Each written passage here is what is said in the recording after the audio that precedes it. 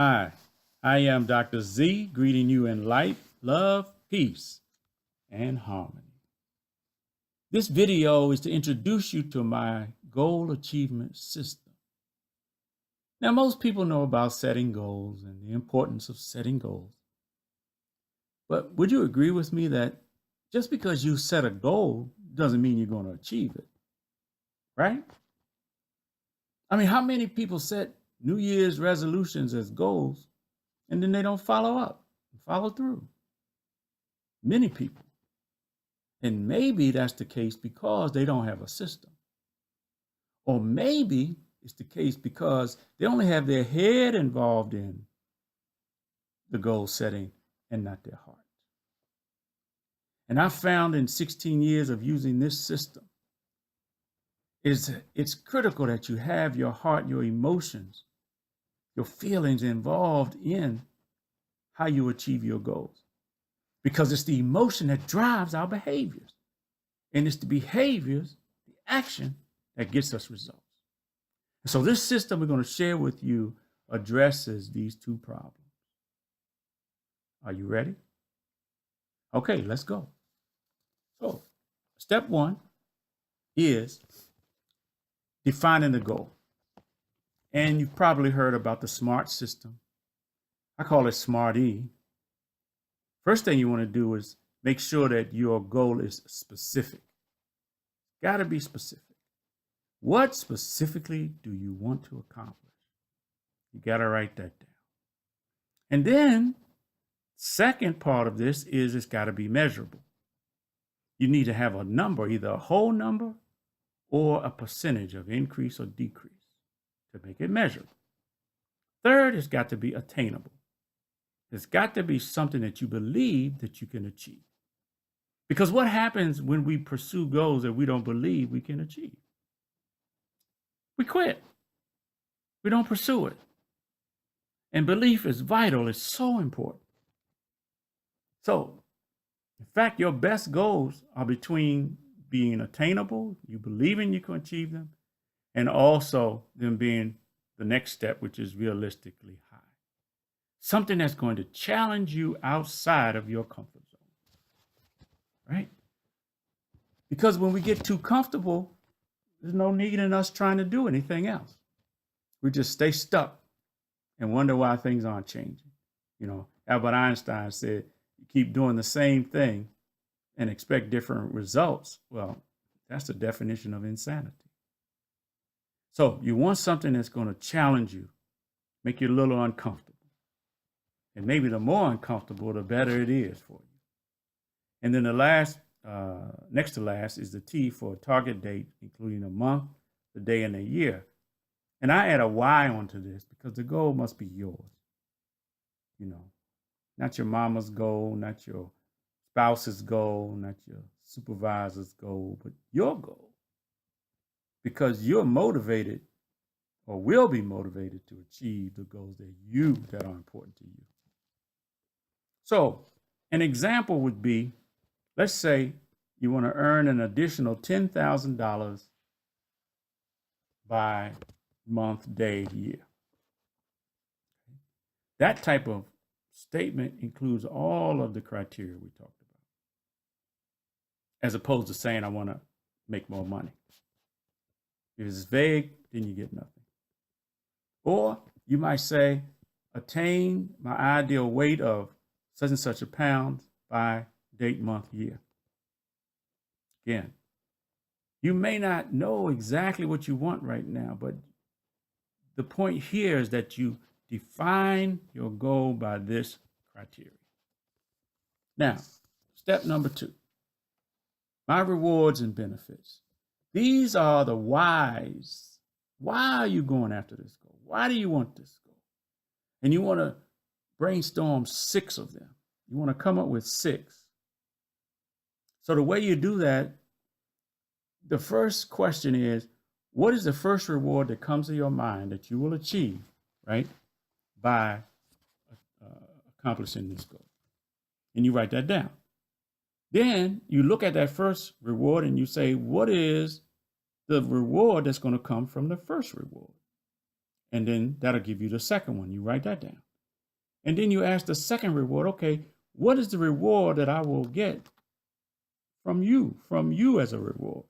And that'll give you the third reward. And you continue to ask that question of each successive reward until you come up with 6 or 7. Now, what will happen if you do this is that each time you think of another reward, it's going to be more exciting for you. Your energy is going to continue, is going to rise and rise and rise. By the time you get to 6 or 7, you're going to be happy. You're going to be really excited. And that's really important because this is one way of getting the heart involved, right? When we're excited about our accomplishment, when we can identify why we want something, and it's something that's meaningful for us, and we can feel it, right?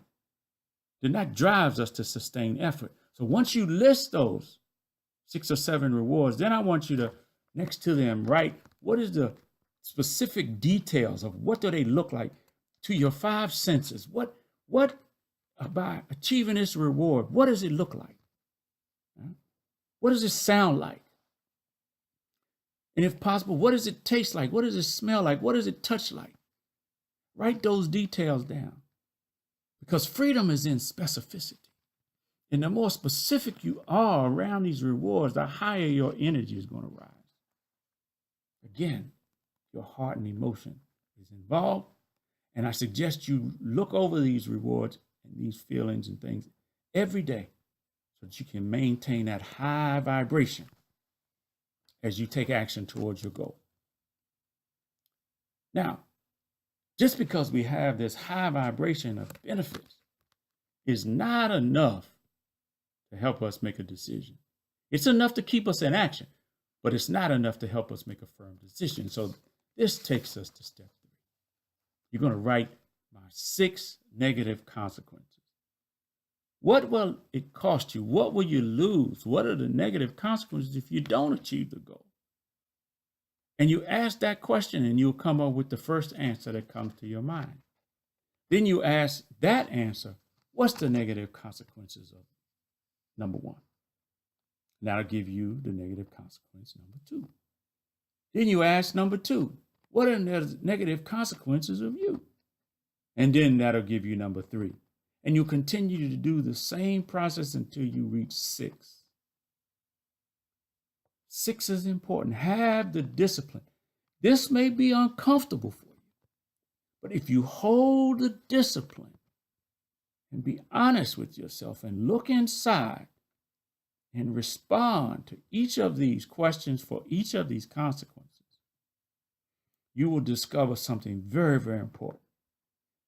I've done this with thousands of people, and usually when you get to number 4, if you do this properly, you will identify dissatisfaction. And when you get to number 6, you'll identify pain. Some people need to go to 7 before they get to the pain. But this dissatisfaction and pain is critically important because as human beings, we won't change until we get in touch with dissatisfaction and pain. It's kind of like going to the dentist. Who likes to go to the dentist? I know I don't. And we'll wait and know we should go, but we'll wait. And then we have some pain. And then we get on the phone. Hey, can you get me in today, this afternoon? No, I'm sorry. The appointments are booked up until next week. Oh, Lord. Well, put me on a list. If somebody cancels, will you please call me, right? Because of that dissatisfaction and pain. So this serves the same purpose in our thought process, and it also gets our heart involved so that we can make a firm decision to change because we don't want to taste that dissatisfaction. You see it? I hope you see the logic here. So these 2 steps get the heart involved, and the emotions are critical to drive our behaviors. Now, once you list those negative consequences, I want you to make a list on the side of them. What are the specific feelings about each of those consequences? Right? That's going to drive that emotion. All right. That leads you to step 4, my internal obstacles. And I call them internal obstacles because the main thing that's keeping you from what it is that you want, my friend, it's not the man or the woman. It's not the job or the corporation. You may not like this. The only thing, I gotta say it, the only thing that's keeping you from what you want is you. And we want change outside, but it's got to happen inside first. God will not change our condition as an individual, a family, a community, a people, or a nation until we change what is within our souls, our hearts, and our minds. And that's just how it is.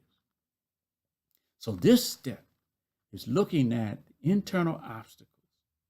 And most of them are going to fall under one of four categories. Either there will be some knowledge that you don't have, or could be some knowledge that you have that's incorrect. Or, number two, the attitude, mindset, the emotion, the feelings are off, which affects the belief system and our values. Or, number three, some skills that we may not possess. Or number four is habits, behaviors that we do repetitively. And if you stay within those four elements, or whatever you come up with, whatever you brainstorm, and I'm saying brainstorm 6 obstacles because the first one you think of probably won't be the most important one. Oftentimes, it's just the first one that you think of. So brainstorm 6. And then go back and reorder them by priority, most important now. And you'll find that those 6 will fall under one of those 4 categories. And in fact, probably the biggest ones will be the attitudinal ones. Because it's our emotion, it's how we feel that's going to drive our behaviors that develop habits. Don't you know we have habits of feelings and thoughts? And then that leads to habits of decisions and behaviors. And then that leads to consistent results, some desired and some undesired. So identify these internal obstacles and then check in what are the specific feelings of each of those. Go back, prioritize them, order of importance. And then that leads us to the next step, which is having 7-day weekly goals. So in order to do this one, you want to brainstorm 5 or 6 short-term goals that you want to accomplish, need to accomplish to overcome the obstacles. Because those are the only things that are standing in your way. And when you set goals to overcome them, then you're going to get the goal and you're going to get the rewards, the excitement. Woohoo! And make sure you celebrate, right? Each step. So you have your short-term goals, and then next to each one of them, I want you to write out the baby steps. Chunk that weekly goal, or it could take you 2 weeks to accomplish it. Chunk it down by baby steps. What are the baby steps that you need to do in order to accomplish that short-term goal? And so that'll make things easier for you. So it won't be this big overwhelming task like a mountain, but you'll be going step by step. If you keep taking baby steps consistently, you're going to look back and see how far you've progressed over time. So let's say you wanted to deliver an 8-week online course. So what would be a short-term goal? Well, you need to decide on your curriculum, right? You need to develop the materials. You would need to decide on what venue you want to deliver this course. Is online, right? You got Facebook, you got Blackboard, you got a lot of different venues. Then you want to think about your prospects. You got to have a list of prospects. You got to contact those prospects, and then you got to enroll students. So those would be short-term goals that you would focus on a week at a time. But then you're going to go back and say, okay, what are the baby steps that I need to chunk these goals down, accomplish these baby steps so that I can achieve the short-term goals?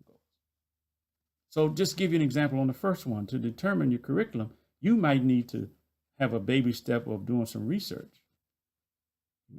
You could go online and research the topic and find out what is it that people, in certain demographics, who is your audience? I mean, you got to decide that too. And what is it that they want? So you could do some research online. You could send out a questionnaire to your target audience. You might have an opportunity to do some interviews of people. Got to have some way to collect this data to assess what their needs are. And then you got to analyze that data. All of those are baby steps before that will help you to accomplish developing the curriculum. I hope you see it. And then you want to do the same thing with each of the other short-term goals. What are the baby steps needed for each one of those? Then you're going to put a date for when you're going to take those steps. And then schedule an appointment with yourself. You schedule appointments with everybody else all of the time. Now, this is about you scheduling an appointment with yourself, keeping that appointment, and completing that task within the time frame. Maybe your appointment is only 30 minutes or 60 minutes at a time. But you chunk it down and you take those baby steps and you do it with efficiency and you do those tasks strongly, then you're going to be making progress on a daily, consistent basis. So this is the last step, right? Short-term weekly goals, and then chunk those down into baby steps, the dates and the time schedules, and then have integrity with yourself. Because as you do those baby steps, you're going to accomplish those short-term goals. And as you accomplish those short-term goals, you're going to eliminate or drastically reduce those obstacles. And when you do that, then you get the goal and you get those exciting rewards. But keep looking at those rewards every day and that goal every day as you're doing the baby steps so that you can maintain your high frequency and your vibration. And you'll see, you'll accomplish it. It's an exciting journey. So I thank you. I love you. God bless you. And let's go get it.